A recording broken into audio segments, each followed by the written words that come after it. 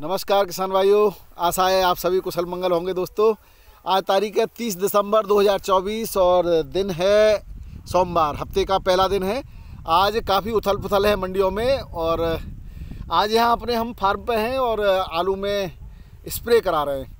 हालांकि मेरा तो फंगीसाइड का ये पहला ही स्प्रे है और आपको एक अलग वीडियो में मैं बताऊंगा मैं क्या क्या स्प्रे करा रहा हूँ।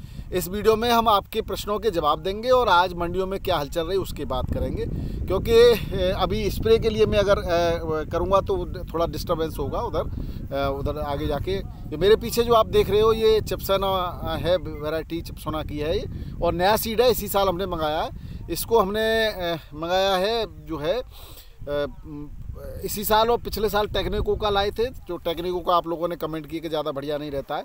अभी तो उसका जो है पिछले साल हम जो है लाए थे, तो इस साल हमने किया है। और उसके अलावा हमारे पास जो है CPRI का भी है 3793, वो उधर है आगे जा कर के, और मेरिनो का हमारे पास चिप्सोना है। मेरिनो तो अच्छी कंपनी है, उसका भी है हमारे पास। तो अलग अलग कंपनियों का देखते रहते हैं। तो ये जो दिखाई दे रहा है इसमें कहीं हम ये देखना चाह रहे थे कि कितने दिन तक, आज 60 दिन का हो गया ये, तो 60 दिन तक हमने इसमें ये देखा है कहीं किसी प्रकार का रोग तो है नहीं बिल्कुल भी। फिर भी हमारा देखो मौसम की वजह से बीज है, काफ़ी महंगा बीज आता है और मौसम ऐसा हो रहा है, और ये मौसम जो है नमी ज़्यादा रहती है तो फंगस अटैक करता है, जैसा कि हम आपको बताते हैं। तो उसके लिए एक हमने प्रोटेक्शन के लिए एक जो है लगा दिया है, और एजोक्सिस्ट्रोबिन और फ्लूकोनाजोल हमने आज लगाया और थायोमेथाक्सिम भी लगाई है इसके साथ में जो है, और 250 ग्राम जो है हमने जो है मैनकोजेब भी इसके साथ लगाया, वो हम बता देंगे आपको, उसका एक अलग वीडियो से अलग से दे देंगे। तो यही आपको हम सलाह दे रहे हैं। ये curative as well as protective fungicide है और 15-20 दिन तक काम भी करेगा, तो हो सकता है हमें अब आगे ज़रूरत ही नहीं पड़ेगी फंगीसाइड की। एक हमें माइक्रोन्यूट्रेंट का स्प्रे और करना है, तो हम 2-3-4-5 दिन बाद एक माइक्रोन्यूट्रेंट का स्प्रे इस पर करेंगे। और वो उसमें ही हम मैग्नीशियम और चिलेटेड मैग्नीशियम लेंगे 400 ग्राम, और उसके अलावा 250 ग्राम चिलेटेड फेरस ले लेंगे, और करीब 200-250 ग्राम चिलेटेड जो है जिंक तो हमने पहले लगा दी, इसलिए जिंक हमें अभी लेना नहीं है।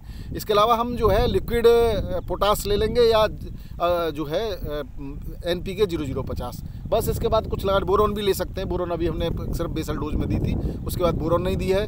बहुत ठंडी हवा आ रही है किसान भाइयों। तो सबसे पहले हम आज के आलू की परिस्थितियों पर चर्चा कर लेते हैं। मौसम तो आप देख ही रहे हो, बिल्कुल खुल नहीं रहा है मौसम, फिर भी मजबूरी थी क्योंकि प्रोडक्शन करना था। हालांकि बरसात के बाद थोड़ा सा डर रहता है फंगस अटैक का, इसलिए प्रोडक्शन ज़रूरी है, इसलिए हमने आज ऐसे ही मौसम में लगा दिया है, क्योंकि 2 दिन बरसात को भी हो गए और फिर उसके बाद मौसम पता नहीं कितने दिन ऐसा रहे। मजबूरी है किसान भाइयों, और आप सबकी भी मजबूरी और हमारी मजबूरी एक ही है, क्योंकि किसान मैं भी आपके ही तरह ही हूँ। बस थोड़ा सा मैं पढ़ाई लिखाई और रिसर्च मैंने किया है, तो उसके लिए मैं आप सभी का सहयोग करता रहता हूँ। बाकी आज किसान भाइयों आलू की स्थिति पर चर्चा करते हैं। सबसे पहले तो आलू की स्थिति की बात करें तो आज साउथ में न केवल नए आलू में बल्कि पुराने आलू में भी तेज़ी देखी गई। तेज़ी के साथ भरपूर डिमांड थी हर जगह। और टुंडा से हमारे एक व्यूअर भाई हैं, उन्होंने हमें मैसेज भेजा है कि वहाँ के कोल्ड स्टोरेज पर 3793 आलू 1050 में BVI पिलॉट पैकेट में, और बाकी हल्के 600, 700, 800, 900, 950 तक की बिक्री हो रही है। जबकि साउथ की मंडियों में आज बहुत अच्छे रेटों में, बेंगलोर में भी भाव में सुधार देखा गया, चेन्नई में भी देखा गया, पूना और मुंबई में भी अच्छे भावों से आलू बिका है।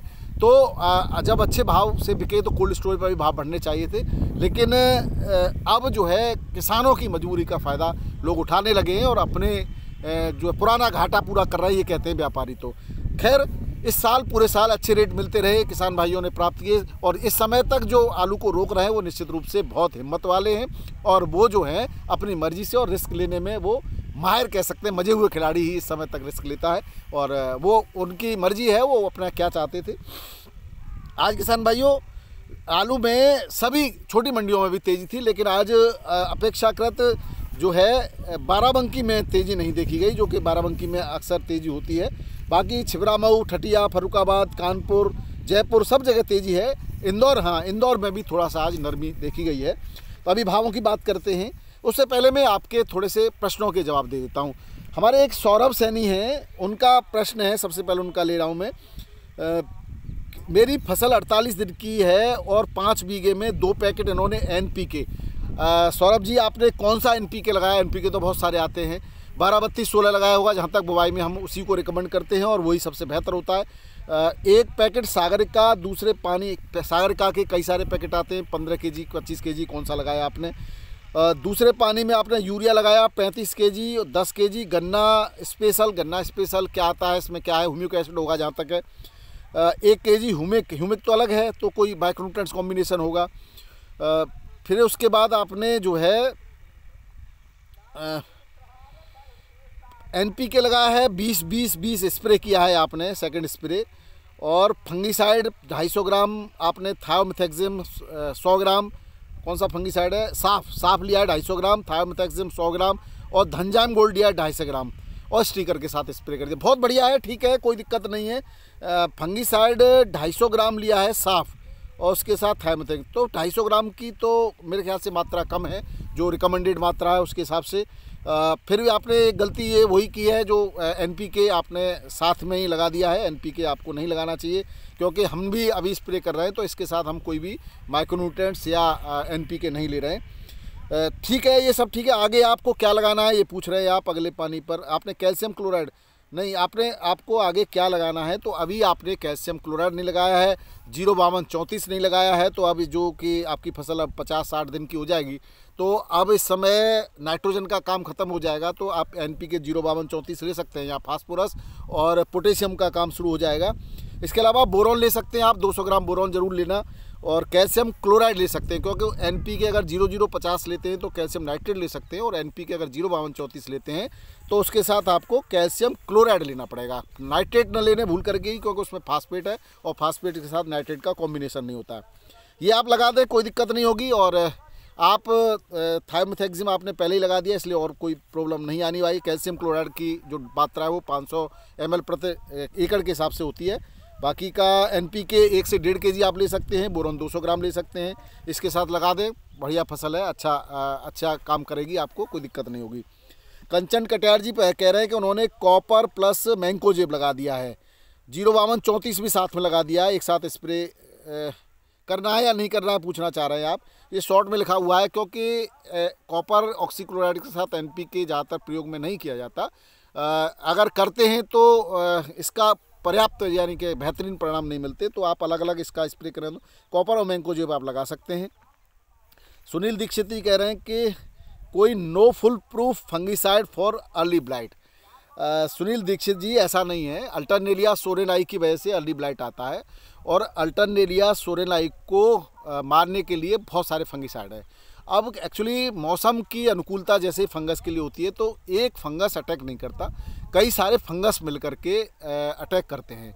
तो कहीं कहीं माइक्रोन्यूट्रिएंट्स की कमी से भी और वायरस अटैक भी होता है, इंसेक्ट्स भी अटैक करते हैं, और अल्टरनेरिया सोलेनाई के साथ साथ दूसरे फंगस भी अटैक करते हैं। कभी कभी हमें पहचान सही से नहीं हो पाती और हम पूरी डोज नहीं दे पाते, या जो हमें उसको देना चाहिए थे उसके साथ अन्य चीज़ों का मिश्रण कर देते हैं। इसकी वजह से पूरी तरह से हम ट्रीटमेंट नहीं दे पाते, और बीजाणु जूस पोर जो इसके अंदर पनपने लगते हैं पौधे के अंदर, तो अंदर उसकी पर्याप्त मात्रा, जब तक उसकी फुल डोज नहीं पहुंचेगी तब तक वो नहीं मरेंगे, तो इसलिए कंट्रोल नहीं होता।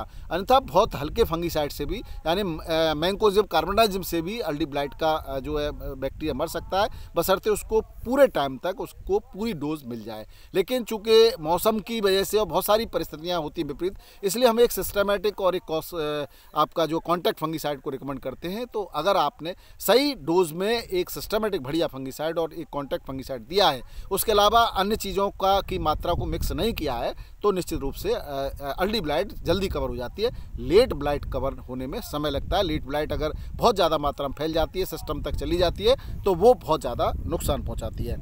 अशोक कुमार जी कह रहे हैं कि रोग के लक्षण फोटो के साथ, तो मैंने बहुत सारे वीडियो दे रखे हैं, इसमें आप अर्ली ब्लाइट और लेट ब्लाइट का वीडियो देख सकते हैं, पौधों आलू पे लगने वाले रोगों का वीडियो देख सकते हैं, पीली पत्तियों पड़ने के कारण देख सकते हैं, मुड़ी पत्तियों के कारण मोज़ेक वायरस का देख सकते हैं, पत्ता, बहुत सारे वीडियो दे रखे हैं। तो डिस्क्रिप्शन में भी आपको लिंक मिल जाएगा, फोटो के साथ पहचान दे रखी है, तो आप देख सकते हैं। अगर आप चाहेंगे तो लिंक मैं अवेलेबल करा दूँगा। रमेश चंद्रा जी कह रहे हैं कैल्शियम का पानी धोवा, ये बात को समझ में नहीं आ रही, आप दोबारा अच्छी तरह से कमेंट लिखें क्या कहना चाह रहे हैं, मैं आपका जवाब भी दूंगा। अंजू वर्मा जी कह रही हैं आलू की फसल में 54 दिन की है, पत्तियां आगे से बैंगनी हो रही हैं, फिर लाल हो रही हैं, बेल्डामाइसिन, हेक्साकोनाजोल, सल्फर और पता नहीं क्या लिखा है, अच्छा, इमेमेक्टिन बेंजोएट आता है, ये नीम ऑयल होता है, ये लगा दिया है आपने। और 7 दिन बाद कैल्शियम, बोरॉन, मैग्नीशियम। हाँ, आप देखिए, एक्चुअली ये माइक्रोन्यूट्रिएंट्स की डेफिशिएंसी से ऐसा होता है। बोरॉन की और मैग्नीशियम और पोटेशियम की कमी के लगभग एक से लक्षण है। बोरॉन की कमी में पत्तियां मोटी हो जाती हैं और आगे से जो है मुड़ने भी लगती हैं। तो ये देख लें आप, माइक्रोन्यूट्रिएंट्स का एक कॉम्बिनेशन का स्प्रे कर दें और इससे कवर हो जाए तो निश्चित रूप से आपको लाभ होगा। अब बात करते हैं आज के भावों की। दिल्ली आज़ादपुर मंडी में आज 80 गाड़ियां हैं। हालांकि कल भी 7-8 गाड़ियां आई थी, बिक गई थी। आज 80 गाड़ियां हैं। चिप्सोना की 6 गाड़ियां। रेटों में बहुत ठीक ठाक आज सुधार देखा गया है। चिप्सोना की बात करें तो 6 गाड़ियां 1300 से 1400 रुपये पैकेट में बिक्री हुआ है। सूर्या की 5 गाड़ियां 1400 से 1700 रुपये पैकेट में दिल्ली आज़ादपुर मंडी में। ऑन डिमांड वाले रेट हैं ये, और जो वहाँ फड़ों पर जमा हो जाता है उसके कोई रेट नहीं मिलते। अब बात करें गुल्ला की, तो गुल्ला सूर्या का बिक रहा है 1200 से 1400 रुपये पैकेट में। और स्टोर से जो गाड़ी पहुंची है 37 की, केवल 2 गाड़ी हैं, 950 से 1100 रुपये बिका, बढ़िया क्वालिटी का। हल्के क्वालिटी कोई रेट नहीं है।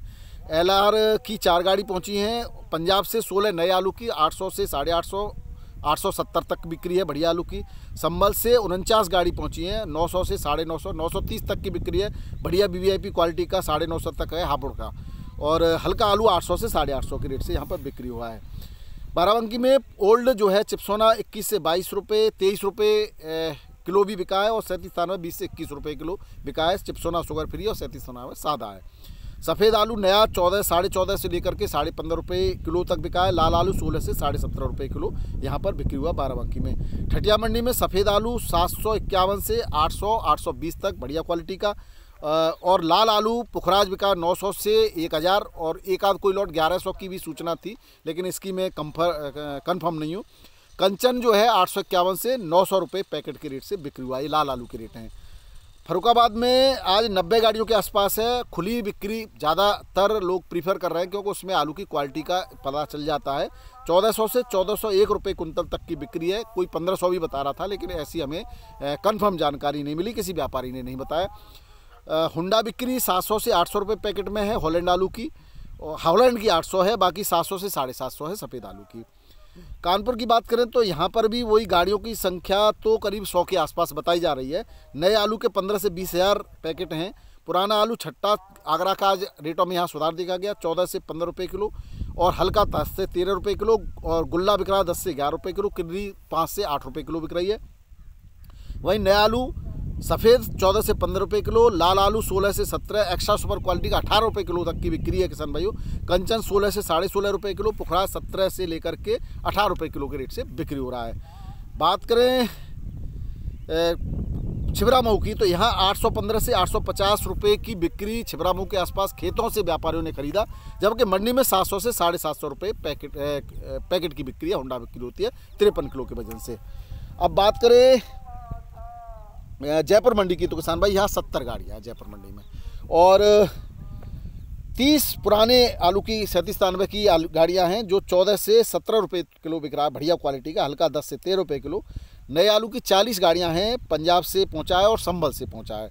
संभल का आलू बिक रहा है 17 से 18.5 रुपये किलो, बढ़िया क्वालिटी का, और पंजाब का बिक रहा है 14 से 16 रुपये किलो के रेट से।